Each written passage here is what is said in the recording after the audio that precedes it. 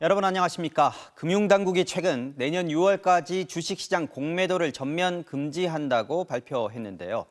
오늘은 윤석열 대통령이 직접 그 배경을 설명하고 나섰습니다. 개인 투자자를 보호하기 위해서다. 개인 투자자 비중이 높은 우리 시장에는 장기적으로 긍정적일 거라고 전망했는데요. 어쩌면 공매도 금지 기간이 더 늘어날 수도 있을 것 같습니다. 다만 시장의 이견이 첨예한 사안에 대통령이 직접 나선 걸 두고 총선용 전략 아니냐는 뒷말도 나옵니다. 이정은 기자입니다. 공매도를 금지한 뒤 처음으로 윤석열 대통령이 직접 배경을 설명했습니다. 윤 대통령은 먼저 개인 투자자 보호를 이유로 꼽았습니다. 불법적 시장 교란 행위를 막고 우리 주식시장과 1,400만 개인 투자자를 보호하기 위해 공매도를 한시적으로 금지했습니다.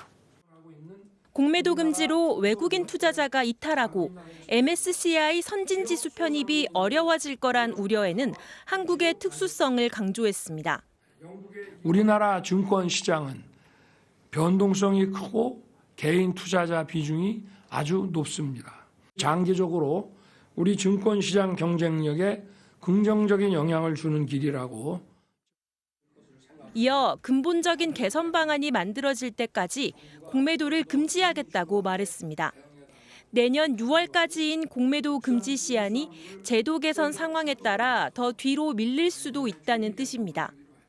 금융당국은 먼저 개인 투자자와 기관 투자자 간 공매도 담보 비율과 상환 기간을 통일하는 방안을 검토하고 있습니다. 또 무차입 공매도를 막는 거래 시스템을 구축하겠다고 밝혔습니다.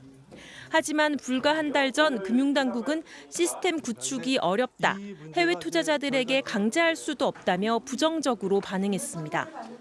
전 세계에서 어떤 사람은 전화해서 주문하고 어떤 사람은 이메일로 주문하고 어떤 사람은 플랫폼 이용하고 그걸 다 어떻게 이걸 다 실시간으로 파악을 합니까? 금융 전문가는 정부 설명대로 투자자 보호가 목적이라면 현행 체계를 유지하며 할 수 있는 조치가 많다고 설명했습니다. 주가 조작, 배임 횡령, 풍분의 유포, 그리고 미공개 정보를 이용한 내부자 정보 이런 것들이 훨씬 더 중요한 사안이죠. 개인 투자자 보호를 위해서라도. 이견이 있는 공매도 금지를 놓고 대통령이 직접 필요성을 강조한 건데 총선을 염두에 둔 득표 전략 아니냐는 논란이 이어지고 있습니다. MBC 뉴스 이정은입니다. 공매도 금지에 이어 주식시장에서 정부와 여당이 또 만지작거리고 있는 게 있습니다. 주식 양도세를 내야 하는 대주주 기준을 완화하는 방안입니다. 양도세 부과 대상이 되는 10억 원 이상 대주주가 되지 않으려고 연말에 주식을 대량 매도하는 일이 해마다 반복되고 있다는 건데요. 하지만 이미 여야가 대주주 기준을 유지하기로 합의했던 만큼 이 역시 총선용 아니냐는 지적이 나옵니다. 고재민 기자입니다. 현재 주식 양도세 부과 대상이 되는 대주주는 한 종목 보유액이 10억 원 이상이거나 보유 지분이 코스피 기준 1%, 코스닥은 2%를 넘는 경우입니다. 당정은 이 대주주 기준을 한 종목 보유액 10억 원 이상에서 50억 원 이상으로 상향하는 방안을 검토하고 있습니다. 대주주가 되면 주식 처분에 따른 양도 차익에 대해 최대 30%까지 세금을 내야 하다 보니 연말만 되면 대주주 회피를 위한 매도 물량이 쏟아지기 때문입니다. 지난해에도 대주주 확정일 전날인 12월 27일 하루에만 개인은 1조 5천억 원 넘게 팔아치웠습니다. 같은 달 1일부터 누적 순매도는 2조 2천억 원에 달합니다. 연말에 큰 손들이 대주주 물량 회피를 위해서 매도했다가 다시 연초에 매수하고 50억 정도로 올리게 되면 큰 손들이 이탈이 없고 또 잠재적 큰 손들이 주식시장으로 유입이 됩니다. 대주주 기준은 시행령으로 정해져 있어 국회 입법 없이도 바꿀 수 있습니다. 게다가 주식 양도세의 폐지는 당초 윤석열 대통령의 공약이기도 했습니다. 큰 손, 작은 손, 일반 투자자를 가릴 거 없이 주식 시장 자체가 활성화되어야만 거기서 일반 투자자도 수익을 올릴 수 있는 것이기 때문에. 하지만 지난해 여야가 올해 도입 예정이던 금융투자소득세 시행을 연기하면서 대주주 기준 10억 원 유지에 대해서도 합의한 상황.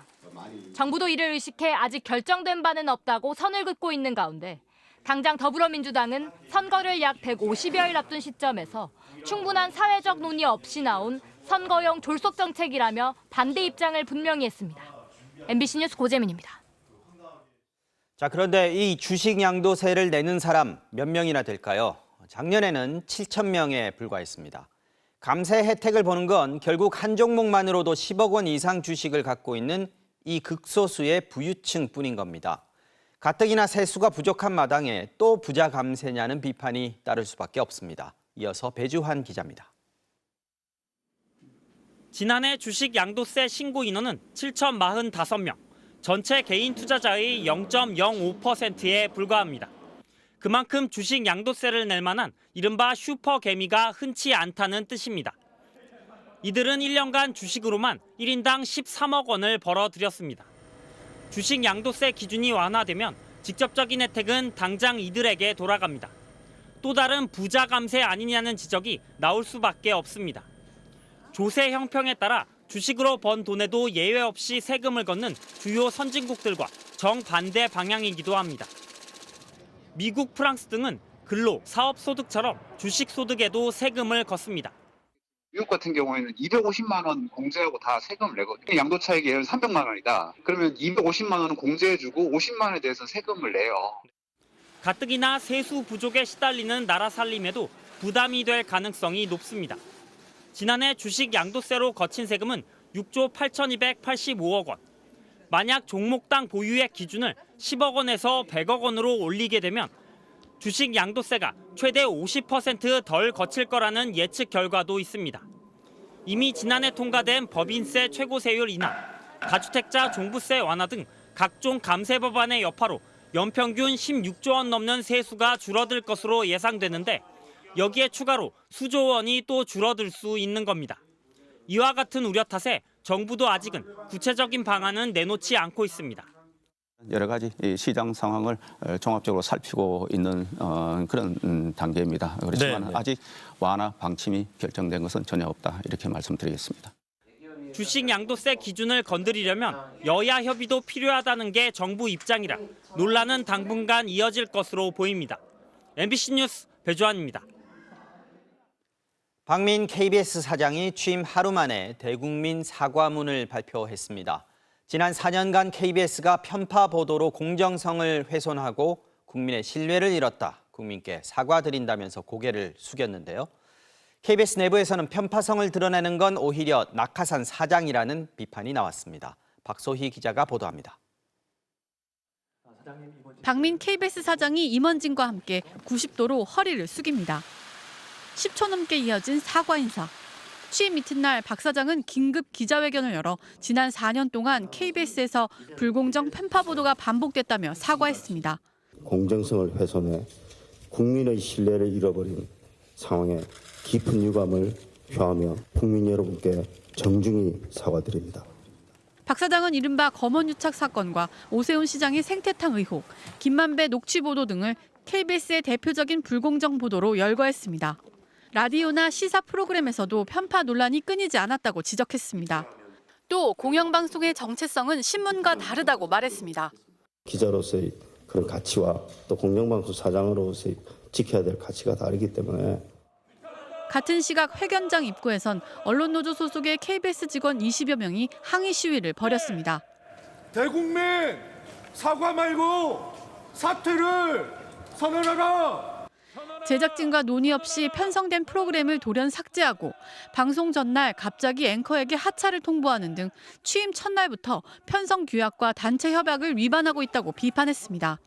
편향성의 증거인 그 낙하산 박민이 KBS의 편향성을 얘기한다고 합니다. 불과 이틀도 되지 않은 시간에 얼마나 무도한 짓들을 감행하고 있습니까?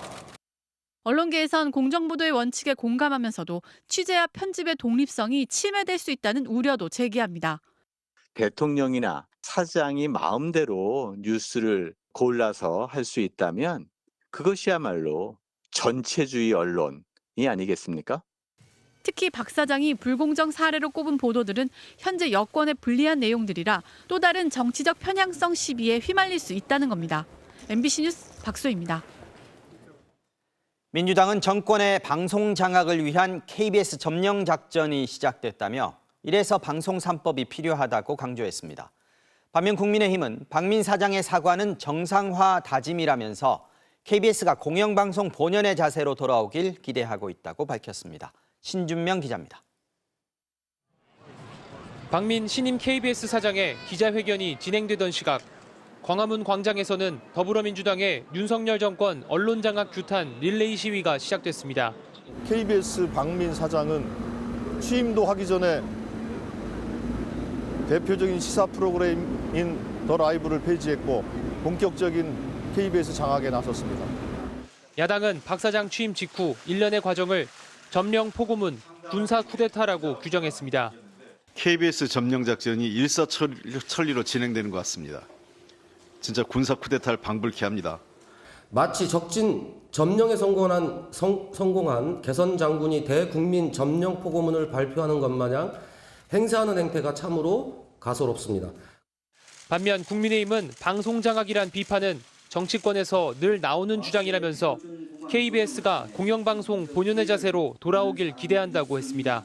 공정하게 방송 본연의 자세로 돌아오기를 저희들은 기대하고 있습니다. 정치권에서 감나라 대추나라 하지 않는 것이 좋다고 생각합니다. 박 사장의 기자회견은 정상화에 대한 다짐이라고 추켜 세웠습니다. 정상화를 위한 새로운 다짐으로 읽힙니다. 언론인들이 자긍심을 가질 수 없는 슬픈 시대를 공영방송 KBS가 나서서 새롭게 재정립해 주시길 바랍니다. 민주당은 이 같은 일이 반복되는 걸 막기 위해 공영방송 지배구조를 바꾸는 방송 3법이 필요하다고 강조했습니다. 국민의힘은 문재인 정부 시절 방송법 개정에 나서지 않은 민주당이 이같이 주장할 자격이 없다고 반박했습니다. MBC 뉴스 신준명입니다. 방송통신심의위원회가 지난 9월 새로 만든 가짜뉴스 신속심의센터에 대한 내부 반발 움직임이 확산되고 있습니다. 방심위 전체 평직원의 4분의 3가량인 150명이 센터의 비정상적인 운영을 중단할 것을 요구하는 사상 초유의 서명부를 사측에 전달했는데요. 앞서 직원들의 고충을 전한 언론 보도에 대해 방심위가 보도자료까지 내고 사실과 다르다는 입장을 밝힌 것이 반발을 키웠습니다. 이재욱 기자가 취재했습니다. 방송통신심의위원회 가짜뉴스 신속심의센터에 파견된 직원 4명은 지난 2일 원래 부서로 복귀시켜달라며 고충신고서를 제출했습니다. 직원 개인에게 심의 여부를 결정하게 해 사법적 피해까지 감수해야 하는 위험이 있고 맡은 업무도 불분명한 데다 인사과정도 부적절했다는 이유에서였습니다. 이어서 오늘은 방심위 평직원 150명이 직원들의 고충 처리 신고에 연대하는 서명부를 사측에 전달했습니다. 이들은 방심위 주인은 직원이라며 동료가 겪는 부당함을 더는 지켜보지 않겠다고 밝혔습니다. 이어 가짜뉴스 센터의 역할에 충분한 논의가 필요하다며 센터의 역할이 합의될 때까지 누구도 센터에 발령내지 말라고 요구했습니다. 휴직자를 포함한 방심위 평직원은 약 200명, 그중 4분의 3이 서명부에 이름을 올린 겁니다. 이처럼 평직원 대다수가 뜻을 모은 건 가짜뉴스 센터 직원들의 고충을 전한 언론 보도에 방심위가 사실과 전혀 다르다는 입장을 낸 것에 분노했기 때문입니다. 직장인 익명 커뮤니티 앱에서는 센터 직원들이 겪는 고통을 모두가 아는데 정작 사측만 모르는 건가? 20년가량 몸담아온 내 소중한 일터가 불과 2달 만에 형편없이 망가지고 있다는 등의 성토가 쏟아졌습니다. 또 앞서 방심위 실무팀장 11명이 가짜뉴스 심의센터 설치와 관련해 의견 수렴이 부족했다며 반발한 걸 두고 류일임 방심위원장이 일부 의견이라며 깎아내린 것도 많은 직원이 행동에 나선 이유가 된 걸로 전해졌습니다. 오죽했으면 팀장들이 이거 이렇게 하면 안 된다라고 제동을 걸겠어요. 전체 팀장보다는 일부 팀장의 의견이고. 오늘 열린 고충 처리위에서는 센터 직원 4명의 전보 요청을 포함한 노축위원들의 요구사항에 대해 사측위원들이 검토하기로 했으며 사흘 내 합의 여부를 결론 내릴 예정입니다. MBC 뉴스 이재욱입니다. 인사청문회를 앞두고 있는 김명수 합참의장 후보자가 지난 2년 동안 근무 시간에 주식 거래를 해온 사실이 확인됐습니다. 심지어 북한이 탄도미사일을 발사했던 날에도 거래를 했던 것으로 드러났는데요. 또 김 후보자의 자녀가 집단 학교 폭력의 가해자였다는 의혹이 제기되면서 정부가 인사검증에 또 실패한 것 아니냐는 지적이 나오고 있습니다. 김건휘 기자가 취재했습니다. 북한이 평양 순안 일대에서 단거리 탄도미사일 2발을 동해상으로 쏘아 올린 지난해 1월 17일 북한이 올해 들어서만 벌써 4번째로 단거리 탄도미사일을 발사했습니다. 같은 날 김명수 합참의장 후보자의 주식거래 내역입니다. 북한이 미사일을 발사하고 2시간 반쯤 지난 오전 11시 24분부터 11시 45분까지 23차례에 걸쳐서 ETF 주식을 매수하는 등 이날 총 매수액은 2천만 원에 달했습니다. 당시 소장이었던 김 후보자는 국방부에서 국방운영개혁추진관으로 근무 중이었습니다. 최근 2년 사이의 주식거래 내역을 살펴봤더니 정규 근무를 하는 시간대에 주식을 46번 거래한 것으로 나타났습니다. 이 같은 거래를 직접 한 것인지 위탁했던 것인지 묻는 질문에 김 후보자 측은 위탁은 아닙니다라는 설명과 함께 고위공직자로서 업무에 더욱 충실하겠다고 답했습니다. 국가 안보를 책임지고 항상 그 경제 태세를 유지해야 될 군 고위 장성이 근무 시간 중에 주식 거래에 전념했다고 하는 것은 매우 부적절한 행위라고 생각합니다. 여기에 김 후보자의 자녀가 과거 학교 폭력에 가담한 가해자라는 의혹도 제기됐습니다. 지난 2012년 부산의 한 중학교에서 김 후보자의 자녀 등 6명이 교내 화장실에서 학생 1명에게 집단 폭력을 행사해 학폭위가 열린 겁니다. 민주당 기동민 의원은 김 후보자 측이 법무부 인사정보관리단으로부터 학폭 관련 내용 제출 요구를 받은 적이 없다고 답했다며 인사검증이 제대로 이뤄지지 않았다고 지적했습니다. 이에 대해 김 후보자는 인사검증 과정에서 후보자가 자녀의 학폭을 인지하지 못하여 관련 기관에 진술하지 못했던 것이라며 자식의 일을 세심하게 살피지 못해 송구하다고 답했습니다. MBC 뉴스 김건희입니다. 지난 7월 서울의 한 초등학교에서 신임 교사가 숨진 채 발견된 사건이 있었죠. 숨진 교사가 학부모에게 갑질을 당했던 것 아니냐는 의혹이 일면서 교권 보호에 대한 목소리가 높아졌는데요. 이 사건을 조사해온 경찰이 오늘 범죄의 혐의점이 없다고 결론 내고 수사를 마무리 지었습니다. 먼저 송정훈 기자가 전하겠습니다. 지난 7월 서울 서초구 서희초 1학년 담임교사가 학교에서 숨진 채 발견된 사건. 진상규명과 함께 교권을 재정립해야 한다는 요구가 이어지는 계기가 됐습니다. 진상규명! 촉구한다! 촉구한다! 촉구한다! 20명 규모의 수사팀을 꾸려 넉 달 가까이 조사한 경찰은 범죄 혐의점을 발견하지 못했다며 수사를 마무리했습니다. 경찰은 자체 조사와 국과수 심리부검 결과 등을 종합해 볼 때 작년 부임 후 받은 학교 관련 스트레스에 올해 학급 지도, 학교 업무, 개인 신상 등 문제가 더해져 극단적 선택에 이르렀다고 판단했습니다. 이번 수사의 핵심은 숨진 교사의 학급 내 한 학생이 다른 학생의 이마를 그은 이른바 연필 사건을 해결하는 과정에서 학부모들의 갑질이 있었는지를 규명하는 것이었습니다. 경찰은 숨진 교사와 학부모 간 이뤄진 문자 메시지 대화 내용 등을 분석하고 연필 사건 중재 당시 동석한 동료 교사 등도 함께 조사했습니다. 하지만 폭언, 협박 등의 갑질 정황은 발견되지 않았다는 겁니다. 야간 시간대 학부모와의 연락이 한 차례 있었고 학부모 중재 과정에서 스트레스를 받았다는 동료와의 메신저 대화는 확인했지만 폭언으로 볼 내용은 없었다는 게 경찰의 결론입니다.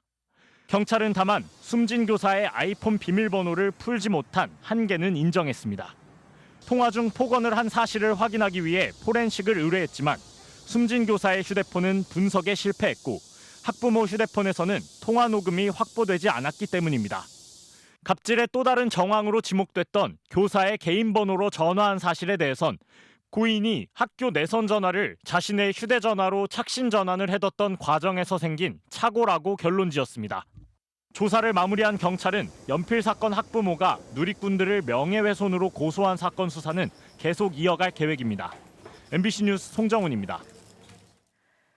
오늘 경찰의 조사 결과를 들은 교사단체와 노조에서는 납득할 수 없다면서 유감을 나타냈습니다. 특히 교육활동을 침해한 학부모에 대해서는 재수사를 촉구했습니다. 전동혁 기자가 취재했습니다. 전국 교직원 노동조합은 피해자는 있는데 가해자가 없다며 전면 재수사를 촉구했습니다. 학부모의 민원 내용과 갑질 의혹, 학교 측의 대응 등이 제대로 밝혀지지 않았다는 겁니다. 서울교사노조는 숨진 교사가 아이들 사이에 발생한 사건으로 업무 스트레스가 컸다는 결과가 나왔는데도 학부모 조사는 제대로 이뤄지지 않았다고 지적했습니다. 특히 교육활동 침해 행위에 범죄 혐의를 적용하는 데 너무 소극적이라고 비판했습니다. 교육활동이라는 것은 공무이고 이 공무를 집행에 방해되었다라는 사실이 밝혀졌기 때문에 공무집행 방해죄나 이런 것들을 적극적으로 이 법령을 해석을 해가지고 교사들의 교권보호 요구도 계속되고 있습니다. 교사의 정당한 생활지도에 아동학대 면책권을 부여하는 등 교권보호 사법이 국회를 통과했지만 교육활동 침해 행위는 여전하다는 겁니다. 교육 현장은 학부모의 악성 민원과 무분별한 아동학대 신고로 여전히 불안감을 호소하고 있습니다. 특히 악성 민원과 교육활동 침해를 원천 차단하려면 무고죄를 적용할 수 있어야 한다고 주장했습니다. 아동학대 무혐의 무죄 총결 시 악성 민원 가해자에 대해 처벌을 강화하는 입법을 추진해 주십시오.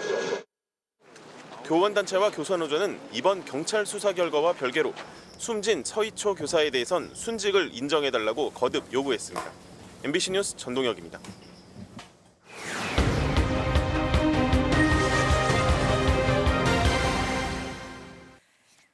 경기도 수원의 한 유치원에서 4살 아이의 손가락이 교실 문에 끼어서 크게 다치는 사고가 있었습니다.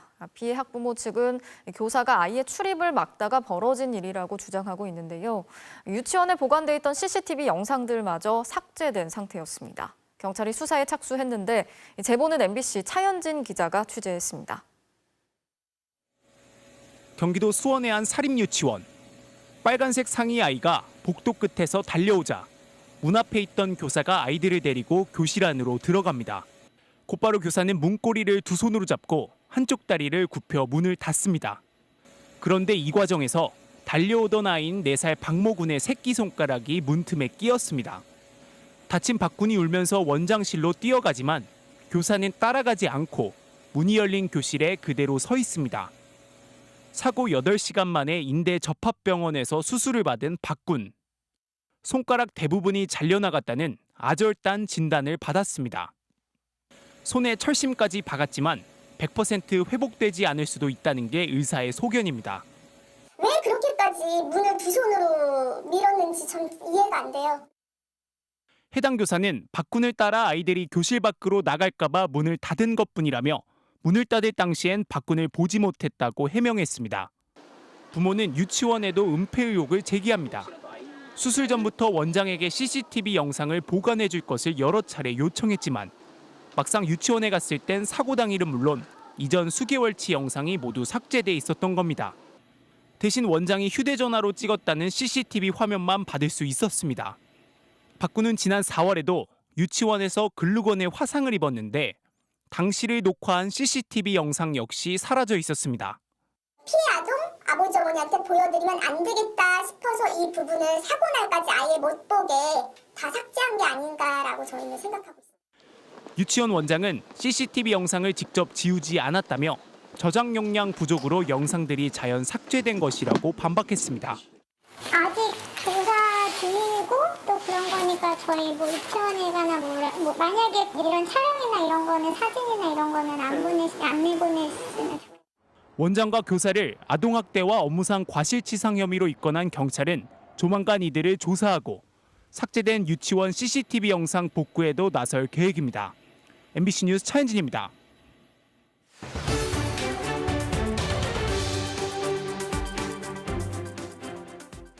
어제부터 아프리카 케냐에서는 플라스틱의 생산과 소비를 줄이는 국제협약을 맺기 위해서 각 나라 간의 협상이 진행이 되고 있는데요. 우리 정부는 여기에서 선도적인 역할을 자처하고 있지만 정작 국내에서는 일회용품 규제를 완화하면서 비판이 이어지고 있죠. 이 때문에 플라스틱을 대체할 친환경 제품을 생산해오던 업체들이 문을 닫을 지경이 됐고 시장 자체가 붕괴될 수 있다는 우려까지 나오고 있습니다. 김민욱 기자가 집중 취재했습니다.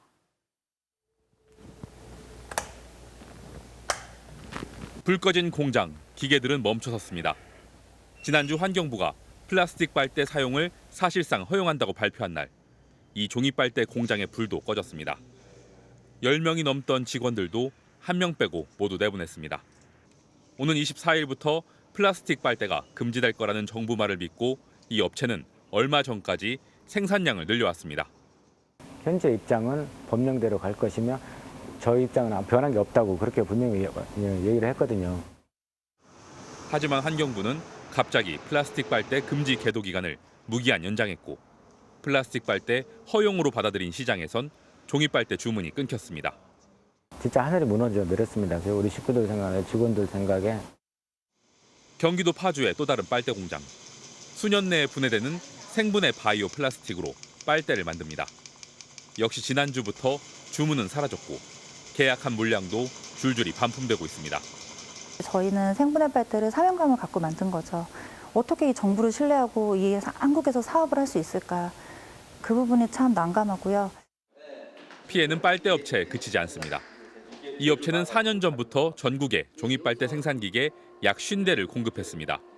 하지만 지난주 4대는 계약이 취소됐고 5대는 잔금 지불이 어렵다는 통보를 받았습니다. 그 발표 한마디에 정말 이 중소기업체 우리 준비한 친환경을 준비한 회사로서는 무너지는 심정이죠. 그냥. 폭넓게 쓰이는 플라스틱을 규제하려면 대체품 확보가 필수적이고 종이빨대와 생분해 빨대가 바로 대체품입니다. 아직 플라스틱 빨대보다 2배가량 비싸지만 몇 년 사이 가격이 많이 내렸습니다. 정부 정책에 따라 수요와 공급이 늘고 기술 개발이 이루어졌기 때문입니다. 하지만 이번 발표로 이제는 플라스틱 빨대를 시작으로 친환경 대체품 시장의 붕괴까지 우려됩니다. 대체품 시장이 이렇게 한번 붕괴를 해버리게 되면 다른 사람들이 이후에 누구도 투자를 하려고 안 할 거거든요. 계속 플라스틱 빨대로 가겠다는 얘기가 돼버리는 거죠. 환경부는 우선 종이빨대 업체들의 금융 지원 등을 검토하는 것으로 전해졌습니다. 국제적인 플라스틱 감축 움직임에 따라 머지않아 규제 도입은 불가피합니다. 하지만 대체품 시장은 존폐 위기에 내몰렸고 정책 일관성에 대한 신뢰는 무너졌다는 우려가 나오고 있습니다. MBC 뉴스 김민욱입니다. 카카오가 택시 가맹 수수료를 3% 이하로 낮추겠다고 밝혔습니다. 경영지대 사법 리스크, 분식회계 논란 같은 악재가 계속되자 택시를 시작으로 그룹 전반의 쇄신을 시도하는 모양새입니다. 이 소식은 문다영 기자가 전하겠습니다. 택시업계의 불만은 카카오 모빌리티가 가맹 택시인 카카오티 블루 택시에 콜 몰아주기를 한다는 겁니다. 일반 콜을 불렀는데도 티 블루가 가고 이런 식으로 콜을 몰아주고 많이 했죠. 몰아주기 수혜를 잇는다는 카카오 가맹 택시들도 수수료 체계가 복잡하다며 불만이긴 마찬가지입니다. 카카오 모빌리티는 가맹업체로부터 매출의 20%를 가맹 수수료 명목으로 받아갔다가 그중 15에서 17%는 운행 데이터 활용 등의 대가라며 돌려주고 있습니다. 수수료 떼고 나머지 금액을 우리한테 다시 환급을 해줘요. 매출이 부가세 신고할 때 그게 전부 다 우리한테 다 포함되는 거예요. 이렇게 엄청난 부담이 되죠. 금융감독원이 이 구조를 매출 부풀리기라며 감리에 나서고 대통령까지 약탈적 가격이라며 공개 비판하자 카카오가 택시단체들과 간담회를 열고 서둘러 대책을 내놓은 겁니다. 우선 올해 안에 지금보다 단순한 가맹체계안을 만들고 수수료는 3% 이하로 낮추기로 했습니다. 또 공정 배차를 위한 시스템도 새로 마련하겠다고 밝혔습니다. 운영 방식을 전향적으로 바꾸겠다며 다른 택시 플랫폼에 카카오 플랫폼을 개방한다고 밝힌 지 일주일 만에 개선안을 다시 내놓은 겁니다. 다만 수수료 인하에 따른 수익성 악화로 자율주행이나 도심 항공교통 등 미래 서비스 투자엔 어려움이 생길 수 있다고 했습니다. 이미 카카오 모빌리티는 지난 상반기 순손실 225억 원을 기록한 바 있습니다. 어제 비상경영회의 시작 전 기자들과 만난 김범수 카카오 창업자는 모든 사업을 원점에서 재검토해 올해 말 가시적인 방안을 내고 내년엔 본격적으로 많은 일이 일어날 수 있도록 달리겠다고 밝혀 택시 사업을 시작으로 전 계열사 쇄신에 박차를 가할 걸로 보입니다. MBC 뉴스 문다영입니다. 하마스가 가자 지구에 대한 통제력을 잃었다고 이스라엘군이 밝혔습니다. 이스라엘은 가자 지구 내 하마스 의회 건물을 장악했고 북부에선 레바논 무장정파 헤즈볼라에 대한 공세를 강화하는 등 작전의 속도를 올리고 있습니다. 미국 내에선 미국 국무부 직원들까지 휴전 요구 서명에 동참했습니다. 전재홍 기자가 보도합니다. 하마스 무장대원의 바디캠 영상입니다. 폐허 사이로 이스라엘군과 총격전을 벌이고 건물에 숨어 로켓으로 탱크를 공격합니다. 이런 하마스의 저항에도 이스라엘군은 진격 속도를 높이고 있습니다. 가자의 의사당으로 보이는 건물을 장악한 사진이 공개되는 등 중심부를 장악했습니다. 이스라엘군은 하마스가 통제를 잃고 남부로 쫓겨가고 있다고 밝혔습니다. עד השלמת המשימה המלחמה נגד חמאס דאעש מתקדמת במלוא עוצמתה ויש לה מטרה אחת. 이스라엘군은 친이란 무장정파 헤즈볼라에도 공격 강도를 높였습니다. 헤즈볼라 기지 근처 국경에서 생방송이 진행되는 도중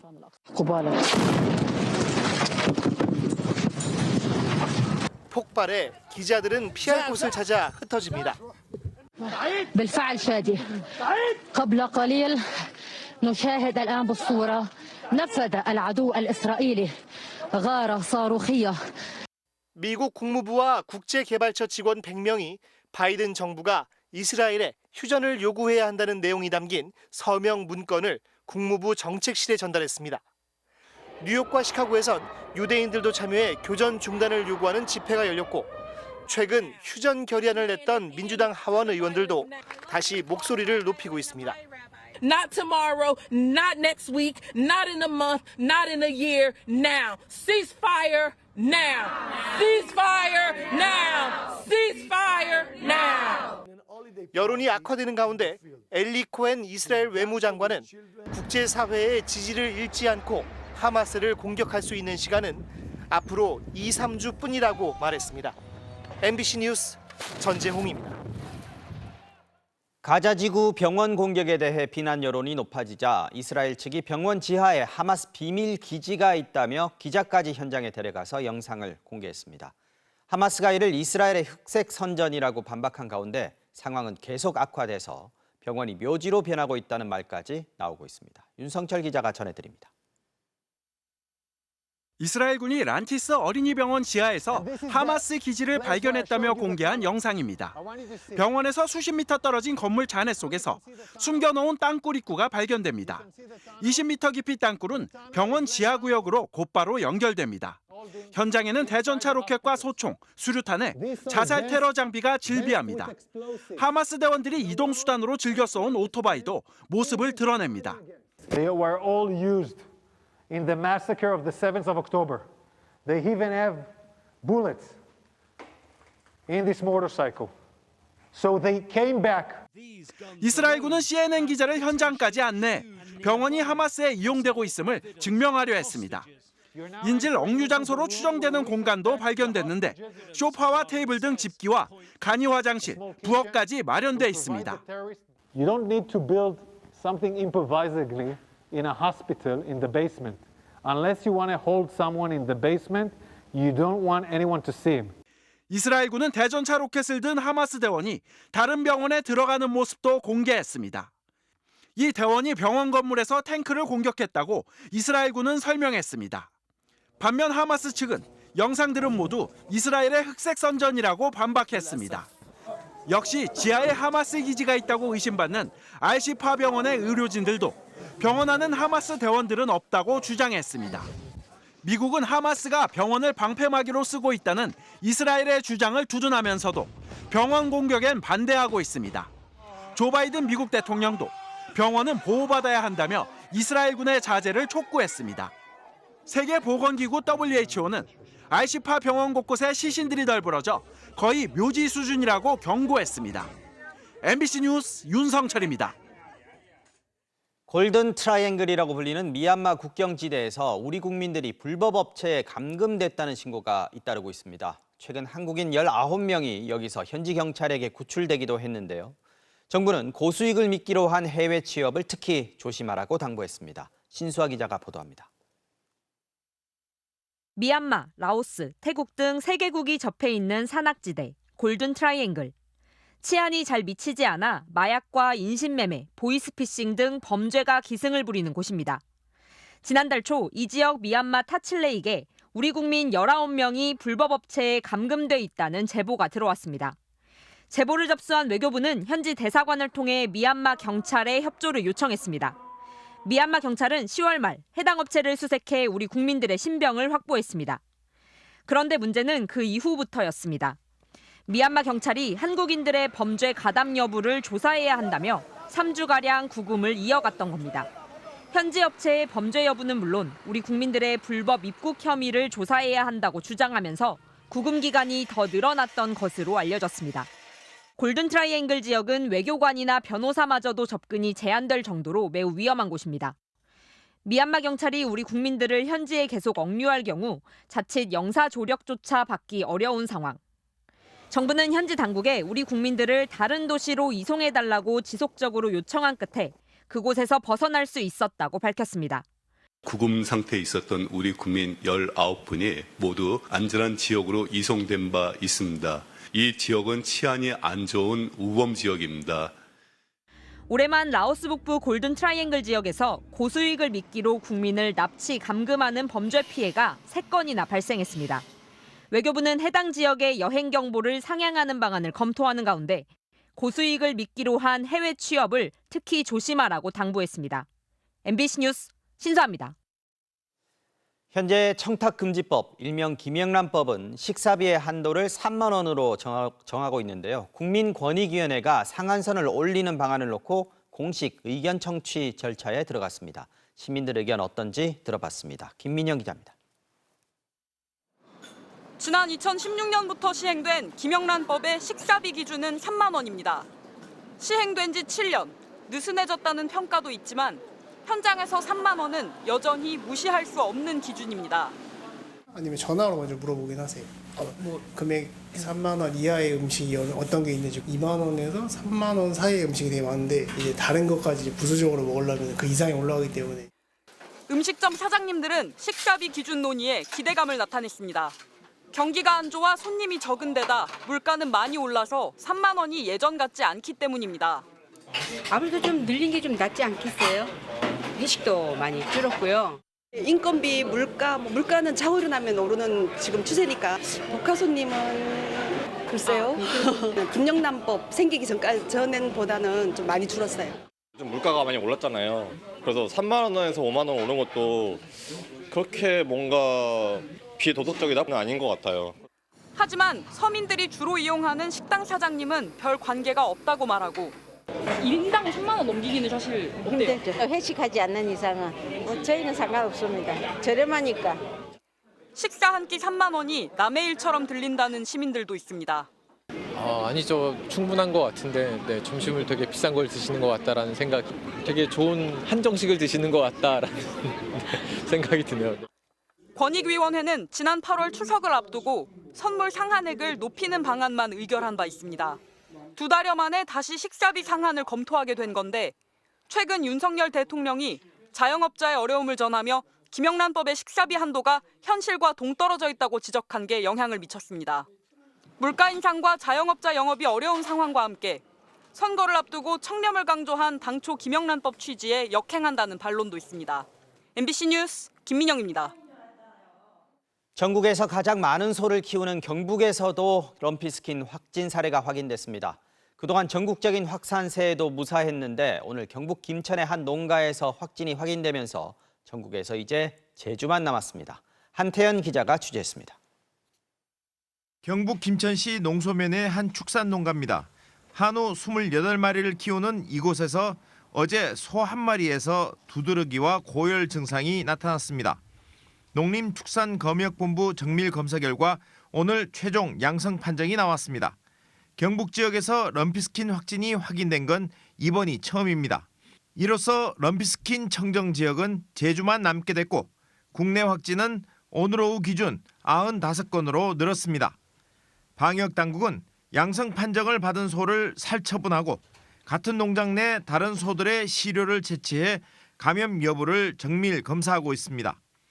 금요일부터 24시간 동안 도내 전체 소와 차량들에 대한 일시 이동 중지 명령이 내려지고 이후에 발생 농가와 방역대 내의 가축들은 4주간 이동 제한이 실시가 될 예정입니다. 또한 해당 농장의 출입을 차단한 한편 럼피스킨이 발생한 농가 반경 10km 이내 소 사육 농가 375곳에 19,000여 마리에 대해서도 4주간 이동을 제한했습니다.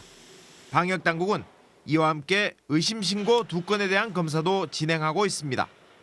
경북에서는 전국에서 가장 많은 소 81만 마리를 사육하고 있습니다. 지난주까지 전국의 모든 소에 대한 백신 접종이 완료된 가운데 방역당국은 항체가 만들어질 앞으로 3주 동안이 추가 확산의 분수령이 될 것으로 보고 있습니다. MBC 뉴스 한태현입니다. 인천공항 세관 직원들이 필로폰 밀수를 도왔다는 의혹 전해드렸었는데요. 경찰이 세관 직원들의 휴대폰과 CCTV 등 증거물을 확보하면서 수사가 급물살을 타고 있습니다. 경찰이 피의자들까지 데리고 현장 검증에 나섰는데요. 유서영 기자가 취재했습니다. 주말을 앞두고 북적이는 인천국제공항 2터미널. 입국장으로 한 무리의 사람들이 걸어 나옵니다. 사복 형사와 교도관들 사이로 수갑을 찬 여성 2명과 포승줄과 조끼로 결박을 당한 남성 1명이 보입니다. 지난 1월 필로폰 24kg을 몸에 숨긴 채 인천공항으로 들어온 혐의로 구속된 말레이시아인들입니다. 경찰은 이들을 데리고 보안구역에서 약 4시간 동안 현장 검증을 실시했습니다. 경찰의 현장 검증은 이날이 3번째. 이번엔 앞선 검증 때 데려오지 못했던 남성 피해자의 진술을 위주로 들었습니다. 남성 또한 다른 조직원들이 지목한 세관 직원들을 똑같이 지목한 것으로 전해졌습니다. 조직원들은 6명이 마약을 몸에 나눠 지니고 들어오는 과정에서 세관 직원들의 도움을 받았다고 입을 모아 진술하고 있습니다.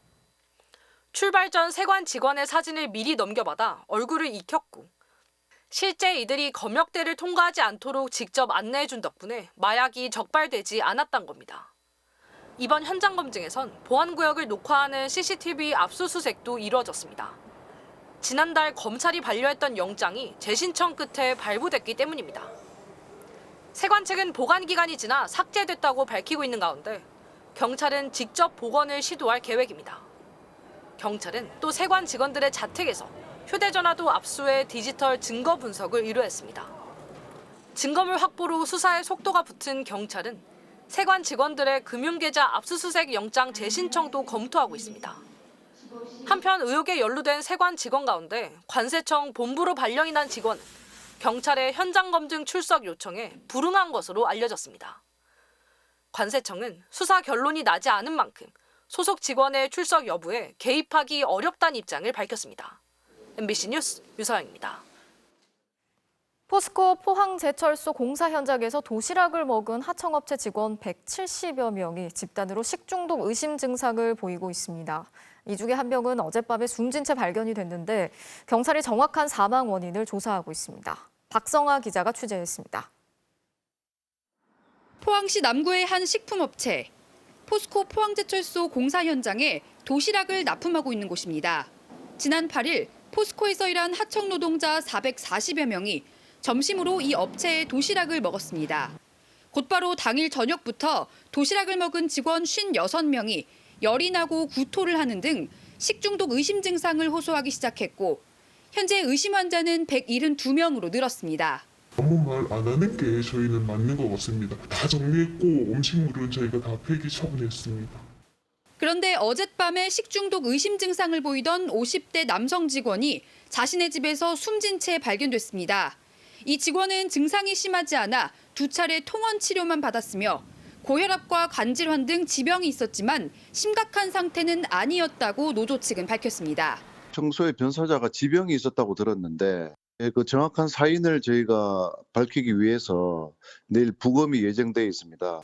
근로자들은 이 업체의 도시락에서 평소 이물질이 잇따라 나오는 등 위생이 좋지 않아 항의했지만 공사 발주처인 포스코에선 별다른 조치를 취하지 않았다고 주장했습니다. 담배꽁초가 나온 적도 있고 그다음에 이제 바퀴벌레가 나온 적도 있고. 역학조사를 진행하고 있는 보건당국은 계란에서 나온 살모넬라균을 원인으로 추정하고 있습니다.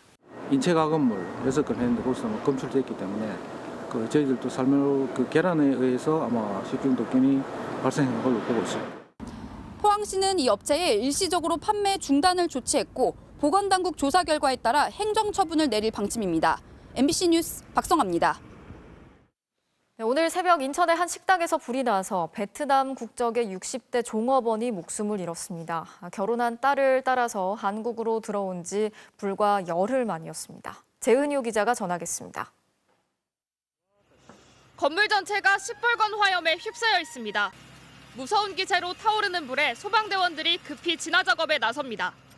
불은 다 꺼졌지만 건물엔 처참한 화재의 흔적이 고스란히 드러납니다. 밖에는 검게 탄 의자들이 무더기로 쌓여 있고 내부엔 새카맣게 탄 냉장고와 집기, 음식 재료들이 이곳이 식당이었음을 나타냅니다. 오늘 새벽 5시 40분쯤 인천 중구 운북동 음식점 건물에서 화재가 발생해 40분 만에 꺼졌습니다. 이 불로 식당 숙직실에서 머물던 베트남 국적 60대 여성 종업원이 숨졌습니다. 식당 안 숨진 여성이 머물던 숙직실입니다. 탄 벽이 침대를 덮쳤고 열기에 매트리스는 녹아내렸습니다. 한평 남짓한 숙직실 안. 살림살이들이 형체를 알아보기 어렵게 타버렸고 선반 아래엔 검게 탄 짐가방만 남아 있습니다. 여성은 한국 남성과 결혼한 딸을 따라 불과 열흘 전 한국으로 들어왔습니다. 여성은 일주일 전부터 이 식당에서 일을 하며 방 한 칸을 빌려 숙식을 해결해온 것으로 파악됐습니다. 딸은 한국으로 시집 와가지고 딸내미가 초청을 해서 돈 벌으라고 이렇게 지시켜준 거지. 월급 어제 저녁에 챙겨줬다 하더라고. 우리 뛰어와가지고 소리 먹고 그랬지. 월급 받았다고 좋다고. 여성은 어제도 저녁까지 일을 한 뒤 혼자 숙직실에서 머물다 변을 당했습니다. 경찰은 잠든 여성이 연기를 마시고 정신을 잃어 미처 불길을 피하지 못한 걸로 보고 있습니다. 경찰과 소방당국은 불이 식당 안에서 시작됐다고 보고 정확한 화재 원인을 조사하고 있습니다. MBC 뉴스 재은유입니다. 토익이나 토플, 탭스 같은 어학시험 점수, 지금은 유효 기간이 2년으로 되어 있는데요. 정부가 앞으로는 국가 전문 자격시험에서의 인정 기한을 최대 5년까지로 늘리기로 했습니다. 조희영 기자가 취재했습니다. 취업을 준비하는 학생들 사이에서 토익과 토플, 탭스 같은 어학시험 성적은 필수처럼 됐습니다. 영어 공부 왜 하세요? 저는 경찰 시험 준비하려고 영어 공부하고 있어요. 취준도 해야 되고 그 대학 졸업 요건에도 토익 점수가 들어가는 경우가 있어서 공인 어학 성적의 유효 기간은 2년. 수험생, 취준생 입장에선 응시료도 부담이고 2년마다 시험을 다시 봐야 하는 것도 부담입니다. 좀 짧다 보니까 2년은 좀 보고 또 봐야 되니까 좀 힘든 것 같아요. 토플 한 싸면은 28만 원, 비싸면 33만 원 정도. 학원 온 것도 모의고사를 볼 수 있다고 해서. 정부가 회계사, 변리사, 세무사 등 국가 자격 시험에서 어학 성적을 최대 5년까지 인정해 주기로 했습니다. 2년 전부터 공무원 시험에 적용해 왔는데 이를 확대하는 겁니다. 토익 등 어학 성적을 제출하는 국가 자격 시험 15가지가 대상인데 연 6만 명에 달하는 응시자들이 혜택을 볼 것으로 예상됩니다. 그래서 좀 길면은 그나마 좀 한 번 딱 잘 보고 5년 정도면 괜찮은 것 같아요. 다른 여러 많은 공부들도 해야 되는데 이제 토익까지 하려면은 부담스러운 점이 확실히 있으니까 5년 기간으로 하면은 더 좋다. 5년 전 실력으로 정확한 어학 능력 측정이 어렵지 않냐는 지적에 정부는 외교관을 채용하는 국립외교원에서 시행한 결과 큰 어려움은 없는 것으로 판단됐다고 말했습니다. 법령 개정이 예상되는 내년 이후 시행될 전망인데 정부는 일반 회사 같은 민간 영역으로도 확대될 것을 기대하고 있습니다. MBC 뉴스 조희영입니다. 국민의힘 혁신위원회의 이른바 험지 출마 제안에 대한 갈등이 당 내부에서 좀처럼 가라앉지 않고 있습니다. 친윤석열계 핵심인 장제원 의원이 험지 출마를 거부하면서 분란이 더 커지고 있는 상황인데 일각에서는 혁신위의 권고가 대통령의 주문이었다는 주장도 나왔습니다. 구승은 기자가 취재했습니다. 새를 과시하듯 4천 명이 넘게 참석한 지역구 행사를 주최하며 혁신위의 험지 출마 권고를 거절한 장제원 의원. 하태경 의원은 혁신위의 험지 출마 권고는 대통령 뜻이고 이른바 윤핵관 해체 작업에 들어갔는데 장 의원이 이를 거부했다고 주장했습니다. 대통령하고 어리를 지키지 않을까 생각이 됐는데 전 대통령이 많이 머리가 아프실 것 같아요. 당내 다수 중론은 대통령 주문이다. 사생활 논란 끝에 총선에 불출마하겠다며 탈당한 황보승희 의원은 당이 죽든 말든 지역구 포기 못한다는 게 가증스럽다. 알량한 정치 대대손손하라며 장 의원을 직격했습니다. 장 의원을 비롯해 당내 중진들이 혁신 권고에 움직임이 없자 혁신위 조기 해체론, 혁신 대상 명단 공개론 등 혁신위를 둘러싼 논란이 가열됐고 인요한 위원장이 반박하는 상황까지 생겼습니다. 무슨 리스트인지도 모르겠고 우리가 선거 대책을 맡고 있는 선거 위원도 아니고 그건 우리한테는 부적절한 행위고. 인 위원장은 그러면서도 중진의 움직임이 있을 거라고 100% 확신한다며 압박을 이어갔습니다. 불출마를 압박하는 혁신위의 조기 해체설에 김기현 당대표는 불쾌감을 공개적으로 노출했습니다. 일부 위원의 급발진으로 당의 리더십을 흔들거나 당의 기강을 겉들어뜨리는 것은 아마 하지 않아야 될 것이라고 생각하고요. 지도부는 일단 불출마 입장을 밝히기엔 시기가 이르다는 입장을 고수하고 있고 혁신위도 12월 초까지는 기다려야 한다는 입장을 보이고 있지만 험지출마 혁신안이 던진 파장은 매일 또 다른 갈등을 노출하고 있습니다. MBC 뉴스 구승입니다. 국민의힘 김기현 대표는 오늘 박정희 전 대통령의 생가를 찾아서 박 전 대통령의 탄신 기념식에 참석을 했습니다. 최근 윤석열 대통령도 연이어 박근혜 전 대통령을 만나고 새마을 정신을 강조했는데 그 배경이 뭔지 이남호 기자가 취재했습니다. 경북구미 박정희 전 대통령 생가에서 열린 박정희 대통령 탄신 106돌 기념식. 국민의힘 김기현 대표가 직접 참석해 박정희 전 대통령에게 감사를 표했습니다. 저는 고향이 울산인데 구미는 대통령께서 태어나신 곳이고 울산은 박정희 대통령께서 새로 태어나게 한 도시입니다. 국민의힘 당대표가 이 기념식에 참석한 건 이번이 처음인데 최근 들어 박 전 대통령에 대한 대통령과 여당 대표의 행보가 주목받고 있습니다.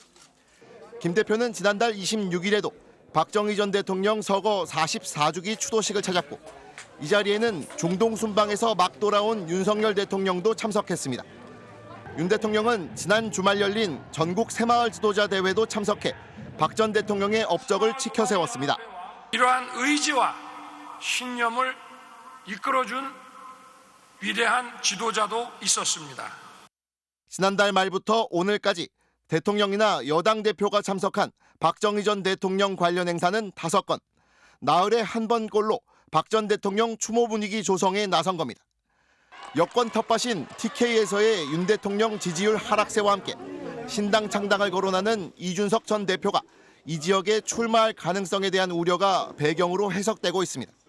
보수당 내에서 그렇게 신당이 창단됐을 때 저희가 그 아픈 그 패배의 아픔을 다 경험했지 않습니까?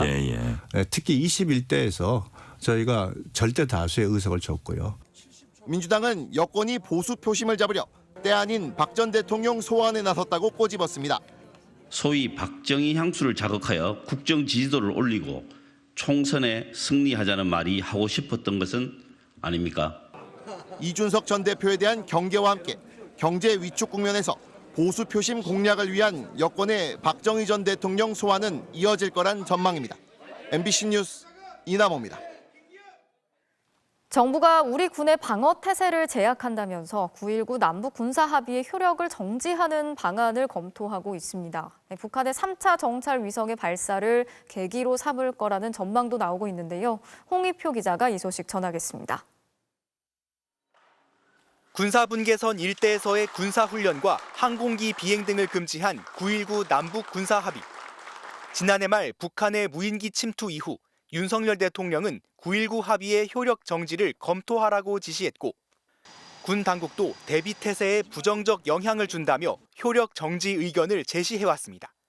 항공기를 활용한 대북 정찰이 제한되는 상황이 우리 측에 더욱 불리하다는 겁니다. 비행금지구역을 빨리 줄여야 된다고 생각을 합니다. 효력 정지를 시킬 수 있도록 최선을 다할 생각입니다. 정부가 9.19 합의 효력 정지와 관련해 필요한 조치를 검토 중이라고 밝힌 가운데 북한 도발에 따라 일부 정찰 금지 조항부터라도 풀 것이란 관측이 제기됩니다. 특히 북한의 3차 정찰위성 발사가 효력 정지의 갈림길이 될 것이란 전망도 나옵니다. 국방부 고위 관계자는 북한의 정찰위성 발사가 심각한 위협이라며 그런 조치가 있을 때 국방부 입장에서 필요한 조치를 반드시 해야 한다고 말했습니다. 그러면서 지금 상황에서 공은 북한에게 가 있다고 보는 게 맞다고 덧붙였습니다. 다만 과거 군이 9.19 합의로 인한 감시 능력에 문제가 없다고 밝혔던 만큼 합의의 부정적 측면을 부각하는 것은 갑작스런 입장 변화라는 지적도 나옵니다. 적어도 남북 간의 접경 지역 일대가 좀 더 안정적으로 관리되고 유지되는데 아주 순기능을 하고 있다는 거거든요.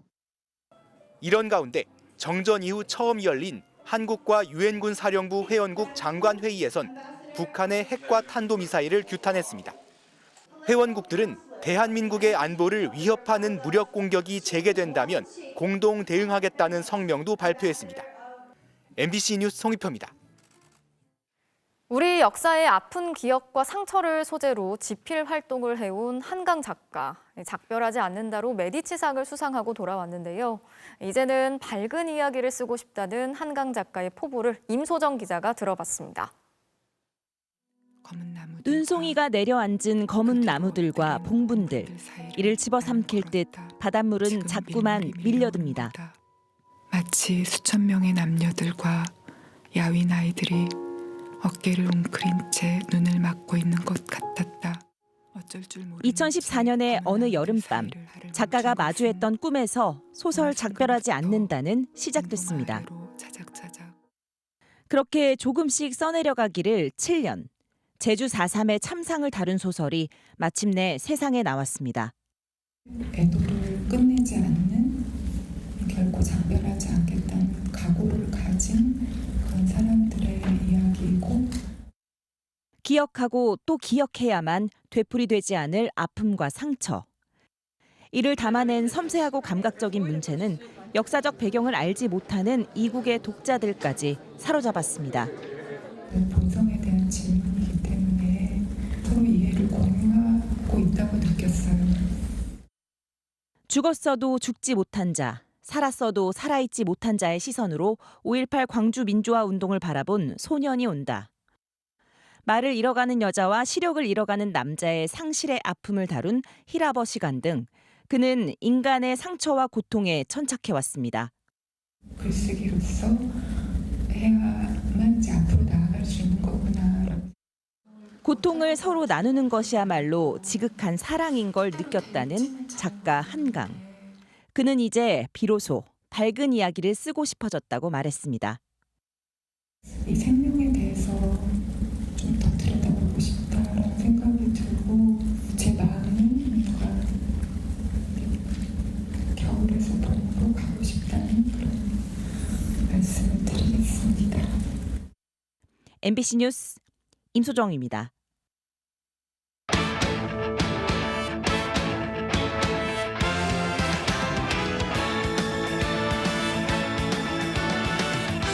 화요일 밤 스포츠 뉴스입니다. 프로야구 한국 시리즈에서 LG가 무려 29년 만에 정상에 올랐는데요. 오랜 기다린 만큼 환호와 눈물이 교차했던 우승 직후 그라운드의 순간들을 이명노 기자가 전해드립니다. 경기 종료! 2023년 통합 우승 챔피언은 LG 트윈스입니다! 참아왔던 함성들이 터졌습니다. 더가웃의 선수들은 물론 LG 우승에 처음 동참한 외국인 선수들, 강산이 3번 변할 때까지 기다린 팬들까지 염경엽 감독과 코칭 스태프도 아이처럼 얼싸안고 소리를 질렀습니다. 29년의 기다림 끝에 외친 환호성 뒤에 뜨거운 눈물이 이어졌습니다. 지나온 시간을 떠올리며 선수와 스태프 할 것 없이 서로를 안았고 주장으로 팀을 이끈 MVP 오지환은 동료들을 하나하나 챙기며 눈물을 훔쳤습니다. 왜 나한테 이렇게 우승이 뭘까라는 생각이 했었거든요. 진짜 오늘만큼은 잊지 못할 하루가 될 것 같습니다. 네, 정말 너무 감사하고 전 LG 트윈스 주장 오지환입니다. 시리즈 내내 부침을 겪은 마무리 고우석이 참았던 울음을 터뜨리자 장인 이종범 코치와 염경엽 감독이 차례로 감싸 위로하기도 했습니다. 2002년 LG의 준우승에 울었던 꼬마 임찬규는 이제 우승팀의 주축 선수로 거듭나고는 가장 먼저 웃으며 그라운드로 뛰어나갔습니다. 사실 3차전에 박병호 선배가 홈런을 치면서 저는 그때 그날의 기억이 떠올랐어요. 근데 그렇지만 그때 제가 이제 커서 직접 이렇게 샴페인도 받고 우승을 만끽할 수 있어서 정말 저에게는 이제 내일 죽어도 여한이 없습니다. 경기는 끝났지만 잠실구장을 떠난 사람은 아무도 없었습니다. 모두가 축제로 하나가 됐습니다. 우승 깃발을 들고 그라운드를 돈 선수들은 팬들을 조금이라도 가까이 만나기 위해 그물 앞까지 뛰어올랐고 샴페인 파티를 즐기던 와중에도 관중석의 팬들에게 샴페인과 맥주를 뿌리고 또 직접 나눠주면서 끝까지 함께 즐겼습니다. 2014년 준우승의 아쉬움을 털고 우승 감독이 된 염경엽 감독은 팬들에게 왕조의 시작을 약속했습니다. 우승 감독 염경엽입니다. 이제 시작입니다. 내년에도 내후년에도 달릴 수 있도록 해주세요. 화이팅! 공식 행사가 끝난 뒤에도 마지막 퇴근길까지 여운은 가시지 않았고 선수들은 늦게까지 기다린 팬들에게 감사의 하트를 날렸습니다. 1년 중 가장 슬픈 날이라는 야구가 끝난 날. LG에겐 가장 기쁜 날로 남았습니다. MBC 뉴스 이명노입니다. 시리즈 내내 이어진 LG 팬들의 응원도 큰 화제였습니다. 무려 29년을 기다리며 쌓인 각자의 이야기들을 들려주면서 남다른 자부심도 드러냈습니다. 박재훈 기자입니다. 오랜 상상이 현실로 이루어지던 순간 LG 응원석은 샛노란 환호로 뒤덮였습니다. 꼬박 29년이 걸린 한국 시리즈 우승. 저마다 설명할 수 없는 눈물을 흘리면서도 몸은 자동으로 응원을 반복하는 묘한 흥분이 이어졌습니다. 집에 가는 발걸음도 쉽게 떨어지지 않았습니다.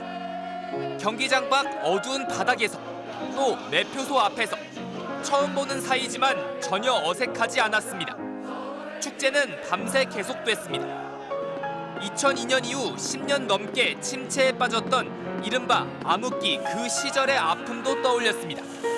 힘들어도 LG를 믿었습니다. 진짜 화가 나고 힘들지만 그래도 LG가 우승한다는 그 변함 때문에 변치 않았습니다.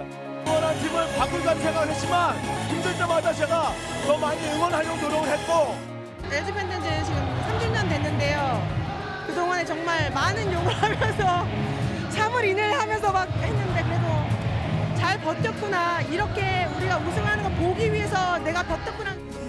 학창 시절 경험한 우승 이후 누군가의 부모가 될 만큼 세월이 흘렀지만 29년 전 그때의 가을을 올해 내 아이에게 선물할 수 있어 행복합니다. 저희 딸내미 김채원이랑 한 10년 됐습니다. 네, 10년 데리고 다니면서 오늘 최고로 좋은 저는 29년 만에 우승을 맛봤지만 얘는 10년 만에 빠른 맛본 거예요. 뭐 언제 올지 모를 우승을 아기랑 같이 함께 보게 되어가지고 너무너무 기쁘고 이 기억을 아기도 기억을 해줬으면 좋겠어요. 제가 29년 전에 아버지랑 왔는데 제가 이제 아버지가 돼서 아들하고 이렇게 똑같은 나이에 온다는 것도 대단한 거고 LG 트윈스가 너무 사랑스럽고 너무 좋습니다. 아빠처럼 아들이랑 같이 놀러 오고 유니폼도 딱 입고 응원도 하고 딱 했으면 좋겠습니다. 때론 조금 과한 것이 아니냐는 비판도 받을 만큼 남다른 응원 열기를 내내 보여줬던 팬들은 LG를 이렇게 말했습니다. 첫사랑 같은 거예요. 진짜 정말이에요. 나의 인생. 저한테 가족 같아요. 약간 보기 싫을 때도 있고 하지만 뗄래야 뗄 수 없는 그런 관계. LG 트윈스 지금부터 시작이에요. 이제 영원히 LG 트윈스 또 갑니다 우리는. 뭐 원정 말이자 가리지 않고 계속 갑니다. 하자 LG 트윈스 화이팅! MBC 뉴스 박정입니다.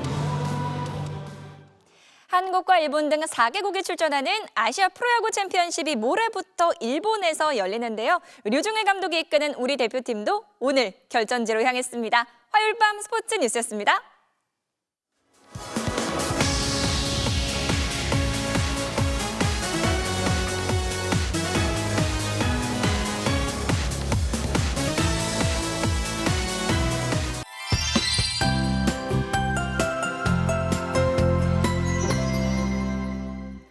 네, 그동안 버티던 찬 공기의 힘이 빠졌습니다. 내일 아침 서울의 최저기온이 2도 등으로 오늘보다 3, 4도가량 높아서요. 예년 수준의 추위만 이어지겠습니다.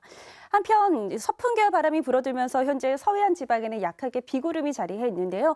내일 새벽까지 충남과 전라도 서해안에는 산발적으로 빗방울이 떨어지겠습니다. 수능일인 모레는 전국적으로 비가 내리겠습니다. 비는 오전에 인천을 비롯한 경기 북부와 강원 북부 그리고 제주도에서 내리기 시작해 오후에는 그 밖에 전국으로 확대되겠고요. 밤에 그치겠습니다. 이 비의 지속 시간이 짧겠지만 3교시 시험이 진행되는 오후 시간대에는 서쪽 지방에서 벼락이 치는 등 소리가 요란할 수 있겠습니다.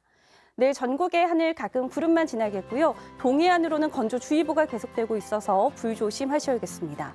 아침 최저 기온은 대부분 영상권을 보이겠습니다. 서울이 2도, 광주 5도, 대구 2도가 되겠고요.